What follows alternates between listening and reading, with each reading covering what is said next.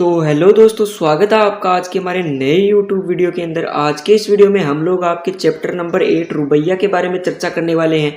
इसमें हम आपको इसकी फुल एक्सप्लेनेशन, प्रसंग, व्याख्या और विशेष तीनों बताने वाले हैं और ये प्रयास करने वाले हैं कि आपको ये चैप्टर पूरा समझ में आ जाए। तो वीडियो में अंत तक जरूर बने रहना। तो सबसे पहले प्रस्तुत है हमारे सामने इसकी पहली रुबाई, जिसमें कहा गया है, आंगन में लिए चांद के टुकड़े को खड़ी हाथों पे झुलाती है, उसे गोद भरी रह रह के हवा में जो लोका देती, गूंज उठती है खिलखिलाते बच्चे की हंसी।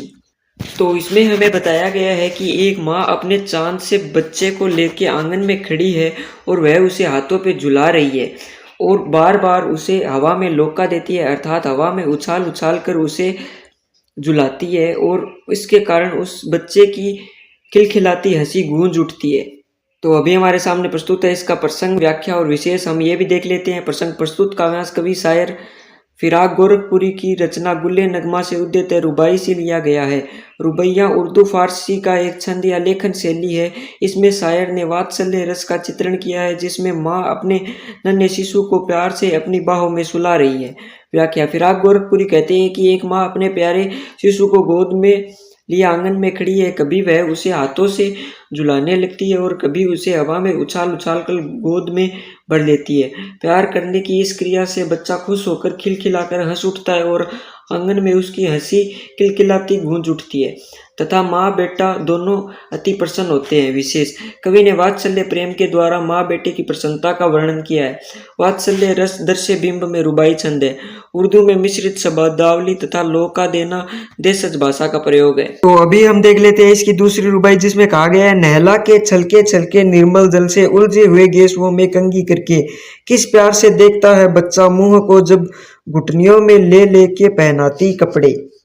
इसमें कवि कहता है कि एक माँ अपने बच्चे को निर्मल पवित्र जल से नहला के उसके उलझे हुए बालों में कंघी करती है और जब उसे घुटनियों में लेके कपड़े पहनाती है तो बच्चा अपनी माता को बड़े प्रेम से देखता है। अभी हमारे सामने प्रस्तुत है इसकी तीसरी रुबाई, जिसमें कहा गया है, दिवाली की शाम घर पुते और सजे, चीनी के खिलौने जगमगाते लावे, वो रूपवती मुखड़े पे एक नरम दमक, बच्चे के घरौंदे में जलाती है दिए, आंगन में ठुनक रहा है जिताया है, बालक तो है चांद पे ललचाया है, दर्पण उसे देख के कह रही है माँ, देख आईने में चांद उतर आया है। इसमें कवि कहते हैं कि दिवाली की शाम को घर को पुता तथा सजाया जाता है, चीनी मिट्टी के खिलौने लाए जाते हैं और बच्चों के छोटे छोटे घरौंदों अर्थात उनके खेलने वाले घरों में उनकी माँ दिया जलाती है।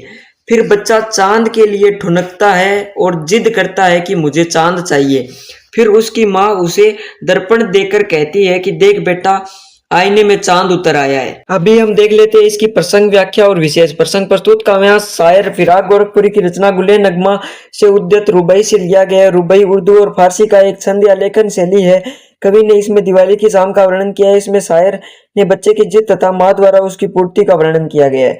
व्याख्या, शायर कहता है कि दिवाली की शाम घरों की पुताई या रंग रोगन करने से वे एकदम साफ सुथरे और सजे धजे अर्थात उन्हें खूब सजाया गया है। माता अपने बच्चों को प्रसन्न करने के लिए चीनी के बने खिलौने लाते हैं, चमकते हुए दिए अपनी रोशनी बिखेरते हैं। सुंदर मुख पर सौंदर्य की एक मधुर कोमल चमक या प्रसन्नता झलकती रहती है।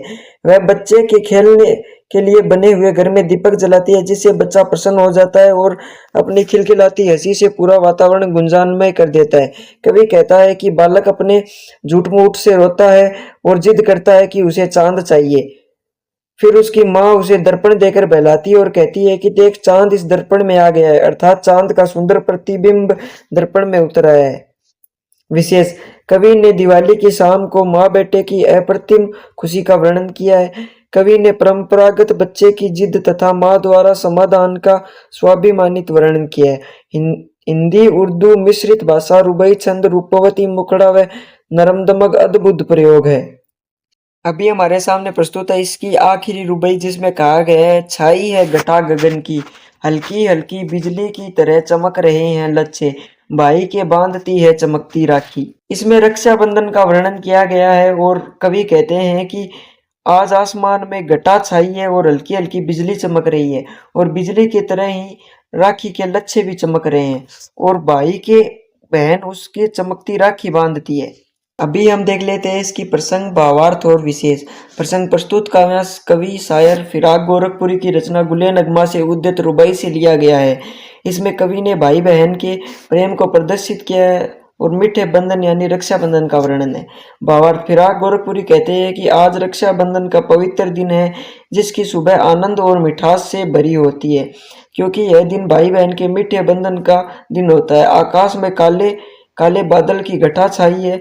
इन बादलों में बिजली रह रहकर चमक रही है। इसी बिजली की तरह राखी के रेशमी धागे भी चमक रहे हैं। बहन प्रसन्न एवं उमंग से अपने भाई की कलाई पर उसकी चमकती हुई राखी बांधती है। विशेष, कवि ने रक्षाबंधन का स्वाभाविक चित्रण किया है। उर्दू हिंदी मिश्रित भाषा का प्रयोग है। रुबाई छंद का प्रयोग तथा पुनरुक्ति प्रकाश अलंकार की प्रस्तुति है। तो इस प्रकार हमने हमारा 8वां चैप्टर पूरा कर लिया है। मैं आशा करता हूँ कि ये चैप्टर आपको अच्छे तरीके से समझ में आया होगा। अगर कोई गलती हुई है तो माफ़ करें। वीडियो को लाइक और चैनल को सब्सक्राइब जरूर करें। Thanks for watching.